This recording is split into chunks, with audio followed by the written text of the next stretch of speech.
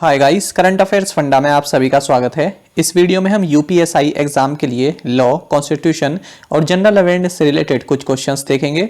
ये सभी क्वेश्चंस हमने ऑलिव बोर्ड द्वारा प्रोवाइड कराए गए फ्री मॉक टेस्ट से लिए हैं। बाकी के सेक्शंस अटेम्प्ट करने के लिए आप इस मॉक टेस्ट को अवश्य दें। मॉक टेस्ट का लिंक आपको इस वीडियो के डिस्क्रिप्शन में मिल जाएगा और इस फ्री मॉक टेस्ट का ये सेकेंड पार्ट है। पहले पार्ट में भी कुछ क्वेश्चंस इंक्लूड किए गए हैं, तो इस वीडियो को भी आप जरूर देख लीजिएगा। प्लेलिस्ट में जाकर आप देख सकते हैं। तो मैं हूं आपके साथ अभिषेक शर्मा। चलिए फिर करते हैं शुरुआत इस वीडियो सेशन की। तो पहला क्वेश्चन है हमारे पास। देखिए, आप सभी जानते होंगे फाइनेंस कमीशन का नाम सुना होगा, यानी वित्त आयोग। तो ये एक क्वासी जुडिशियल बॉडी है, यानी अर्ध न्यायिक निकाय है। तो आपको बताना है कि किस अनुच्छेद में यानी किस आर्टिकल के तहत इसकी चर्चा की गई है, या कौन सा आर्टिकल इसके बारे में जानकारी देता है। तो ये देता है आर्टिकल 280, अनुच्छेद 280। और फ्रेंड्स, आपको बता दें कि राष्ट्रपति द्वारा हर 5 साल में फाइनेंस कमीशन का गठन किया जाता है और इसके सदस्य कौन कौन होते हैं? चेयरमैन होते हैं प्लस 4 अदर मेंबर्स भी इसमें शामिल होते हैं। जो पहली फाइनेंस कमीशन है, ये इसके चेयरमैन केसी नियोगी रहे और 1951 में अपॉइंट किए गए थे। और इसका इम्प्लीमेंटेशन पीरियड रहा, जो पहली फाइनेंस कमीशन है इसकी रिपोर्ट का जो इम्प्लीमेंटेशन पीरियड रहा, ये 1952 से 1957 तक रहा। अच्छा, अब जो 15th फाइनेंस कमीशन है, इसके चेयरमैन एनके सिंह है और अपॉइंटमेंट हुई थी 2017 में। और इसका जो इम्प्लीमेंटेशन पीरियड रहेगा इस रिपोर्ट का, ये रहेगा 2020 से 2026। और साथ ही आपको ये भी जानना चाहिए क्वासी जुडिशियल बॉडी का मतलब क्या है। देखिए, क्वासी जुडिशियल बॉडी की जो कोर्ट के समान ही इनकी पावर होती है, पर इनका क्षेत्र जो है सीमित होता है। इतना वाइड स्कोप नहीं होता जितना कि कोर्ट का होता है, पर कोर्ट के समान आप इनकी पावर कह सकते हैं कि उतनी ही पावर इनकी होती है। आगे बढ़ते हैं। निम्नलिखित में से कौन सी संवैधानिक निकाय नहीं है? यानी कि 4 ऑप्शन आपके पास दिए गए हैं। आपको बताना है कि इनमें से कौन सा एक कॉन्स्टिट्यूशनल बॉडी नहीं है। कॉन्स्टिट्यूशनल बॉडी वो होती है जो कि कॉन्स्टिट्यूशन द्वारा बनाई गई है, ठीक है, यानी किसी एग्जीक्यूटिव ऑर्डर के द्वारा नहीं बनाई गई है, ठीक है, कॉन्स्टिट्यूशन के द्वारा बनाई गई है, या फिर कॉन्स्टिट्यूशन को अमेंड करके कोई आर्टिकल उसमें इंसर्ट किया गया हो तब बनाई गई है। तो इस तरह की बॉडी बोलते हैं कॉन्स्टिट्यूशनल बॉडी। तो फ्रेंड्स, इसमें जो नेशनल ह्यूमन राइट्स कमीशन है, ये कॉन्स्टिट्यूशनल बॉडी नहीं है, क्योंकि इसको जो है 1993 में बनाया गया था। किसके तहत? Protection of human rights act 1993 के तहत। जब बात हो रही है कॉन्स्टिट्यूशनल बॉडी की, तो देख लीजिए ये सभी कॉन्स्टिट्यूशनल बॉडी हैं। Election commission, union public service commission, state public service commission, finance commission, goods and services tax council. देखिए, जो ये goods and services tax council है, तो ये जो है कॉन्स्टिट्यूशनल बॉडी है अंडर आर्टिकल 279A। तो आपको मालूम होगा कि 122nd अमेंडमेंट बिल 2016, ठीक है, इसको पार्लियामेंट में पेश किया गया था। और फिर इसके बाद जब ये बिल दोनों सदनों में पास हो गया, फिर राष्ट्रपति ने इसको अपनी मंजूरी दे दी। उसके बाद फिर ये 101st कॉन्स्टिट्यूशन अमेंडमेंट एक्ट 2016 के रूप में जो है अस्तित्व में आया। तो उसी के तहत जो है goods and services tax council जो है एक कॉन्स्टिट्यूशनल बॉडी है। उसके बाद देखिए नेशनल कमीशन फॉर एससीज, नेशनल कमीशन फॉर एसटीज और national commission for backward classes, special officer for linguistic minorities, controller and auditor general of India, attorney general of India, advocate general of the state. ये सभी constitutional bodies हैं। और non constitutional bodies कौन सी हैं? नीति आयोग, इसको executive order द्वारा बनाया गया था। National human rights commission, state human rights commission, central information commission, state information commission, central vigilance commission, central bureau of investigation, Lokpal and Lokayuktas, national investigation agency and national disaster management authority. आगे बढ़ते हैं। संविधान की 11वीं अनुसूची जो पंचायतों की शक्ति, अधिकार और जिम्मेदारियों को निर्दिष्ट करती है, उसको निम्नलिखित में से किस वर्ष में संविधान में जोड़ा गया था? तो इसको जोड़ा गया था 1992 में, यानी 1992 में इसको जोड़ा गया था। और किसके तहत जोड़ा गया था? जो 73rd कॉन्स्टिट्यूशन अमेंडमेंट एक्ट 1992 रहा, उसके तहत इसको जोड़ा गया था। आगे बात करते हैं। अनुच्छेद 21A, आर्टिकल 21A के अनुसार राज्य सभी बच्चों को मुफ्त और अनिवार्य शिक्षा प्रदान करेगा। तो कितनी एज तक की लिमिट है इसमें? 6 to 14 ईयर्स, ठीक है। 6 से 14 साल के बच्चों को राज्य जो है, ये इसकी ड्यूटी है, ये इसका एक कर्तव्य है कि वो बच्चों को मुख्य और अनिवार्य शिक्षा प्रदान करेगा। 2020 एशिया गेम चेंजर अवार्ड से किसे सम्मानित किया गया? तो ये सम्मानित किया गया है विकास खन्ना को, जो कि एक काफी जाने माने शेफ हैं। तो इनको 2020 एशिया गेम चेंजर अवार्ड से सम्मानित किया गया है। आगे बढ़ते हैं। भारत के 14वें नियंत्रक महालेखा परीक्षक यानी 14th controller auditor general of India के रूप में किसे नियुक्त किया गया? तो ये नियुक्त किया गया है जीसी मुर्मू को। साथ ही आपको बता दें कि जो controller auditor general of India है, ये आर्टिकल 148 के तहत ये जो है बना है, इसको रखा गया है। तो सीधे सीधे क्वेश्चन पूछ ले जाता है कि कौन सा आर्टिकल जो है कैग से रिलेटेड है, तो वो होगा आर्टिकल 148। ये आप देख सकते हैं। आगे बढ़ते हैं। 2020 फेड कप हार्ट अवार्ड जीतने वाले पहले भारतीय टेनिस खिलाड़ी कौन बन गए हैं? तो 4 ऑप्शंस आपके सामने हैं और करेक्ट आंसर होगा ऑप्शन बी, सानिया मिर्जा। उत्तर प्रदेश की कैबिनेट मंत्री कमल रानी वरुण निम्नलिखित में से किस क्षेत्र से हैं? तो फ्रेंड्स आपको बता दें कि जो ये कमल रानी वरुण है, इनका हाल ही में कोविड-19 की वजह से जो है इनकी मृत्यु हो गई, ठीक है, या इनका देहांत हो गया। तो ये जो है कानपुर के घाटमपुर से एमएलए थी, तो इसलिए ये क्वेश्चन यहां पर इंक्लूड किया गया है। पावर फाइनेंस कॉर्पोरेशन ने स्मार्ट ग्रिड तकनीक में अनुसंधान और प्रशिक्षण के लिए निम्नलिखित में से किस संस्थान के साथ एक समझौता ज्ञापन पर हस्ताक्षर किए हैं?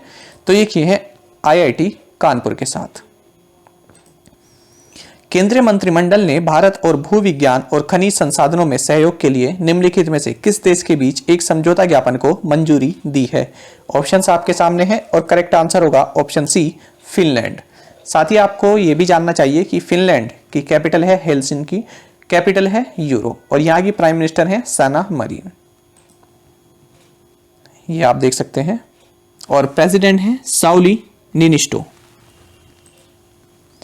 निम्नलिखित में से कौन भारत का पहला जैव आरक्षित क्षेत्र था? Which of the following was the first biosphere reserve of India? तो अब भी है, तो पहले की बात कर रहे हैं कि सबसे पहला कौन सा था, तो ये था नीलगिरी। तो ये था नीलगिरी। और नीलगिरी की अगर हम बात करें तो फ्रेंड्स ये तमिलनाडु, केरल और कर्नाटक में फैला हुआ है। और 1986 में इसको first biosphere reserve of India के रूप में स्थापित किया गया था। नेक्स्ट है हमारे पास arrange the following events in the chronological order. तो आपको बताना है कि सबसे पहले कौन सा हुआ है, उसके बाद कौन सा हुआ है, फिर तीसरे नंबर पर कौन सा हुआ है और फिर चौथे नंबर पर कौन सा हुआ है। तो देखिए, अहमदाबाद मिल स्ट्राइक दिया है, होम रूल लीग मूवमेंट दिया है, खेड़ा सत्याग्रह दिया है, चंपारण सत्याग्रह दिया है। तो इसमें सही आंसर होगा ऑप्शन डी। देखिए, सबसे पहले हुआ home rule league movement. Home rule league movement भी जो है एनी बेसेंट द्वारा शुरू किया गया था और बाल गंगाधर तिलक द्वारा भी शुरू किया गया था, आपको जानना चाहिए, ठीक है। अच्छा, जो एनी बेसेंट द्वारा शुरू किया गया था ये सितंबर 1916 में मद्रास से शुरू किया गया था, और बाल गंगाधर तिलक द्वारा जो शुरू किया गया था ये अप्रैल 1916 में बेलगांव से शुरू किया गया था। उसके बाद आता है आपका चंपारण सत्याग्रह, फिर आता है आपका अहमदाबाद मिल स्ट्राइक और उसके बाद आता है आपका खेड़ा सत्याग्रह। तो जो अहमदाबाद मिल स्ट्राइक और खेड़ा सत्याग्रह है ये दोनों ही मार्च में हुए थे, ठीक है, मार्च 1918 में हुए थे ये। तो ठीक है, ये आप याद रखेंगे। यहां से आप देख सकते हैं होम रूल लीग मूवमेंट 1916 में हुआ था, ठीक है, और तिलक और एनी बेसेंट द्वारा इसको चलाया गया।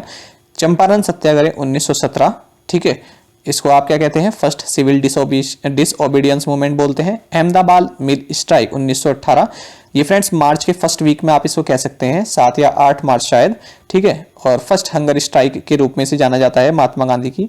खेड़ा सत्याग्रह ये फर्स्ट नॉन कोऑपरेशन मूवमेंट रहा है। आगे बढ़ते हैं। भगवान गौतम बुद्ध की मृत्यु 480 ईसा पूर्व में निम्नलिखित में से किस स्थान पर हुई थी? तो इसका सही आंसर है कुशीनगर। अंतर्राष्ट्रीय ओलंपिक समिति का मुख्यालय कहां पर स्थित है? ऑप्शंस आपके सामने हैं और करेक्ट आंसर होगा ऑप्शन डी, लुज़ेन, स्विट्जरलैंड में। निम्नलिखित में से कौन सा एक प्रकार का मैलवेयर है जो स्वयं को वैध सॉफ्टवेयर के रूप में प्रस्तुत करता है और कंप्यूटर पर ऐसी क्रियाएं कर सकता है जो वास्तविक है लेकिन मैलवेयर एक्शन इंस्टॉल करता है? तो इसका सही आंसर होगा option C, Trojan horse. Next question है हमारे पास, दो स्टेटमेंट हमारे पास दी गई है विटामिन ए से रिलेटेड, तो हमको बताना है कि इसमें से दोनों स्टेटमेंट सही है या पहली सही है या दूसरी सही है या फिर कोई भी सही नहीं है। तो पहली स्टेटमेंट पढ़ते हैं, vitamin A is a fat soluble vitamin, deficiency of vitamin A may cause rickets. तो फ्रेंड्स इसमें केवल स्टेटमेंट 1 सही है। क्यों सही है? देखिए, क्योंकि vitamin A, vitamin D, vitamin E and vitamin के ये फैट सोल्यूबल विटामिन होते हैं, जबकि vitamin B1, B2, B12 and सी ये वाटर सोल्यूबल विटामिन होते हैं। जो विटामिन ए की डिफिशियंसी के द्वारा होता है ये होता है night blindness and irregular growth of teeth, और रिकेट्स किसके द्वारा होता है? विटामिन डी की डेफिशिएंसी के द्वारा। जब आर्थिक विकास दर एक तिमाही के लिए ऋणात्मक होती है तो उसे क्या कहते हैं? ठीक है, और जब आर्थिक विकास दर कम से कम 2 तिमाही के लिए यानी 2 क्वार्टर्स के लिए ऋणात्मक होती है यानी निगेटिव होती है तो उसे क्या कहते हैं, ये आपको बताना है। तो देखिए, जब आर्थिक विकास दर एक तिमाही के लिए ऋणात्मक होती है तो उसे कॉन्ट्रैक्शन कहते हैं। ठीक है, और जब ये आर्थिक विकास दर कम से कम 2 तिमाही के लिए ऋणात्मक होती है तो इसे रिसेशन बोलते हैं। कॉन्ट्रैक्शन को हिंदी में बोलते हैं संकुचन और रिसेशन को बोलते हैं मंदी। एंटीगुआ और बारबुडा की राजधानी क्या है? तो ऑप्शंस आपके सामने हैं और करेक्ट आंसर होगा ऑप्शन सी, सेंट जॉन्स। साथ ही आपको और भी देख लेते हैं। तो जो यहाँ पर पोर्टो नोवो दी गई है ये बेनिन की कैपिटल है। पोर्ट ऑफ स्पेन ये ट्रिनिडाद एंड टोबैको की राजधानी है। सेंट जॉर्ज ये ग्रेनाडा की कैपिटल है। निम्नलिखित में से किस प्रकार की मृदा को रेगुर मृदा के रूप में भी जाना जाता है? ऑप्शंस आपके सामने हैं और करेक्ट आंसर होगा ऑप्शन बी, ब्लैक सोयल, यानी काली मिट्टी जो होती है इसको रेगुर सोयल भी बोलते हैं। और ये ब्लैक सोयल जो है डेक्कन प्लेटू के जो महाराष्ट्र पार्ट है और मध्य प्रदेश है, गुजरात है, आंध्र प्रदेश और कुछ पार्ट तमिलनाडु का, यहाँ पर इस तरह की मृदा पाई जाती है, ब्लैक सोयल या फिर रेगुर सोयल। आर्यभट्ट अंतरिक्ष यान कब प्रक्षेपित किया गया था? The Aryabhata spacecraft was launched on which day? तो फ्रेंड्स ये लॉन्च किया गया था 19 अप्रैल 1975 को, और एज इट इज ये वाला क्वेश्चन कई बार आपके डिफरेंट एग्जाम में पूछा जा चुका है, तो इसको आप जरूर याद रखिएगा। साथ ही फ्रेंड्स आपको बता दें कि हमने एक वीडियो बनाई थी Uttar Pradesh police SI recruitment के लिए क्या स्ट्रेटजी रहनी चाहिए आपकी, करंट अफेयर्स को किस तरह से आप हैंडल करें, किस तरह से उसके क्वेश्चंस को करें। तो इसमें फ्रेंड्स काफ़ी अच्छे तरह से हमने आपको बताया है और आपको अच्छे से समझ में भी आ जाएगा। तो आप प्लेलिस्ट में जाकर इस वीडियो को जरूर देख लीजिएगा। और ऑलिव बोर्ड का जो हमने ये फ्री मॉक टेस्ट किया है आपने देखा होगा कि काफ़ी अच्छे क्वेश्चन ले गए हैं, और पहले पार्ट में भी आपको कई सारे क्वेश्चन इसमें हमने कराए हैं, तो वो पार्ट भी आप देख लीजिएगा। और बाकी के जो अदर सेक्शन है इस पेपर के, ठीक है, उसको भी आप जरूर इस मॉक टेस्ट से अटेम्प्ट कीजिएगा, आपको काफी फायदा होगा। और साथ में आप सभी करंट अफेयर्स फंडा को टेलीग्राम पर भी ज्वाइन कर सकते हैं। यहाँ पर रेगुलर वीडियो अपडेट्स और करंट क्विजेस हम आप सभी के लिए डालते हैं। साथ ही डिस्कशन ग्रुप में आप किसी भी क्वेश्चन का सॉल्यूशन पा सकते हैं। और दोस्तों यहाँ पर करंट अफेयर्स की प्लेलिस्ट दी गई है, इसको आप जरूर देखें और अपने दोस्तों के साथ व्हाट्सएप एंड टेलीग्राम पर शेयर करें, लाइक करें और कमेंट करके जरूर बताइएगा कि वीडियो आपको कैसी लगी। Thank you guys.